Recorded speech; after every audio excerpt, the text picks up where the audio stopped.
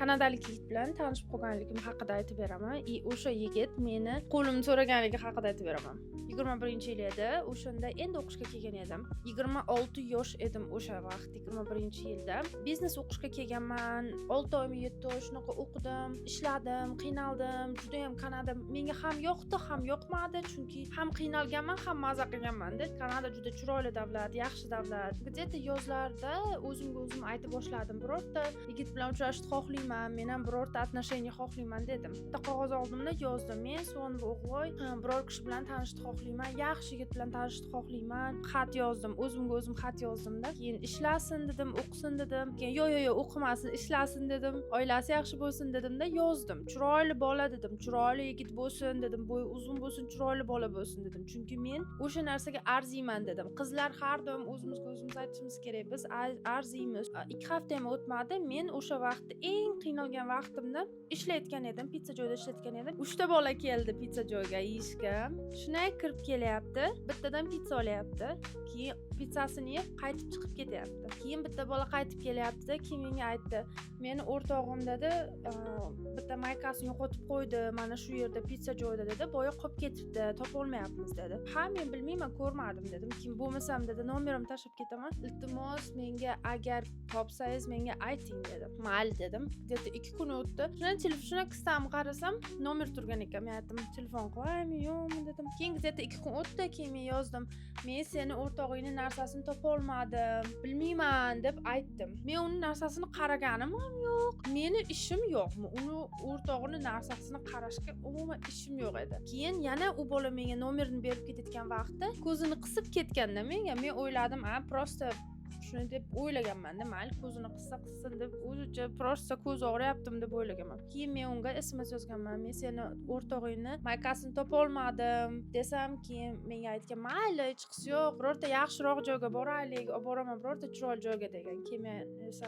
"Yo'q" desam, "Yo'q, bormayman" deganman boshida. Keyin "Yo'q, iltimos, yo'q, shunaqa" deb nima sen menga yoqib qol degan. Keyin men mayli deganman, borganman. Keyin 1-2 kun o'tdi. Ketdik, parkka boramiz dedi. Birga parkka bordik, aylandik, morojniy yedik. Yosh bola men morojnisi bilan oppoq bryukamni rasvo qildi. Keyin men aytdim, "Voy, yaramas" dedim, chunki men u yosh bola ketyapti, qo'lida morojniy. Shundan meni quchoqlab olgan, bryukam rasvo bo'lgan. Keyin shu bilan gaplashdik. Men ozgina tushunmadim uni gaplarini, chunki u rosa ham tez gapirgan edi, juda ham tez. Chunki men kanadskiy aksentni tushunmadimmi yo uni gapini tushunmadimmi, u meni tushunmagan, men nima deyapman. Короче, umuman bir-birimizni tushunmagan. Keyin shu bilan xayrlashayotgan paytimiz men aytdim, "Bo'lmasam, keyingi safar birorta piknikami boramizmi" dedim. Prosta aytdim. Keyin menga bunday qaratdi: "Sen meni svidaniyaga chaqiryapsanmi" dedi. Men o'zi svidaniyaga chaqirish niyatim yo'q edi. Umuman niyatim yo'q edi. Prosta men piknikami boramizmi deb o'ylaganman-da xayolimda, shu narsani aytganman. Keyin "Ha, mayli, bo'lmasa men seni svidaniyaga chaqiryapman ertasi kun" dedi. "Keyingi kun" dedim. Keyin "Mayli" dedi. Shu bilan u xursand bo'lib ketdi-da. Men faqat svidaniyaga chaqirishim shart emas, bu prosta shunaqa zo'r qiz ekan deb o'ylaganda. Shu 1-2 kun bo'ldi. Shu svidaniyaga ham baribir shu piknikka bordik, chunki Vankuverda yashasangiz, masalan, shaharda, kichkina downtownda yashasangiz, downtown degani shaharda o'rtasi degani. O'sha shaharda juda ham park ko'p. Kanadada juda parklar ko'p. Siz restoranga ham borishingiz shart emas. Umuman pul ketkazishingiz shart emas. Prosta ko'pincha svidaniyaga borsa, odamlar peshkom biror joyga peshkom chiqib keladi. Keyingi ikkinchi svidaniya esa shu piknik bo'lgan. O'sha menda piknikning narsasi bor edi, o'tiradigan sotib olgan edim. O'zimcha bir dunyo ovqat pishirganman, rosa bir nimalar pishirganman. Birga ovqatlandik. Piknikda shunaqa vashi chiroyli joy, keyin undan keyin borib zakatni ko'rganmiz. Tasavvur qiling, shunaqa chiroyli anaqani suvni yonida, dengiz, shunaqa chiroyli suvni yonida, dengiz, shunaqa zakat, romantichniy, короче, gaplashganmiz. Shu bilan har kuni почти ishdan keyin kelib biz birga biror joyga borardik, ovqatlanardik. Короче, har doim svidaniya qilganmiz. Где-то 2 oymi 3 oy o'tmasdan уже ota-onasi bilan tanishtirdi, gaplashdik. ota-onasi yaxshi odamlar ekan. Shu bilan men ota-onalarni yaxshi ko'rib qoldimki, har doim nima deydimday bayramlar bo'ladimi, birga ko'rishardik. Bayramlarda yo restoranga borsa meni ham chaqirishardi, men ham borardim restoranga yoki yangi yillarda borardim. Shunaqa qilib gaplashib ketganmiz. Keyin ancha yillar gaplashdik, sababi bu yerda birdaniga turmush qurmaysiz. Bari 2 yil, 3 yillar gaplashishingiz kerak.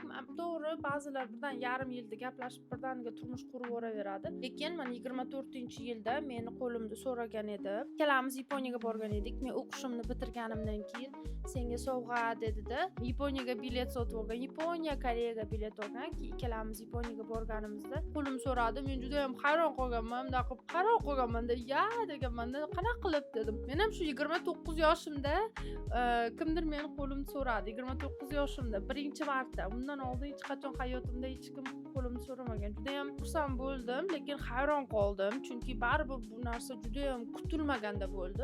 Biz bu narsa haqida gaplashib yurgan edik. Menday "Anna, qachon uylanasan?" degan gapni hech qachon hech kimga aytmaganman, lekin masalan bunga ham hech qachon uylanasan, qachon to'y bo'ladi degan narsa qilmaganman. Lekin o'zi aytish kerak, qilish kerak. Lekin men shunaqa narsalar demaganman. Shu tobimda odam qochib ketmasin. Qochib ketadigan odam 10 yildan keyin ham qochib ketadi. Farqi yo'q, aytish kerak ekan. Men u bilan shu Yaponiyada ham gaplashdim ozgina. Endi qachon uylanasan demadim-da.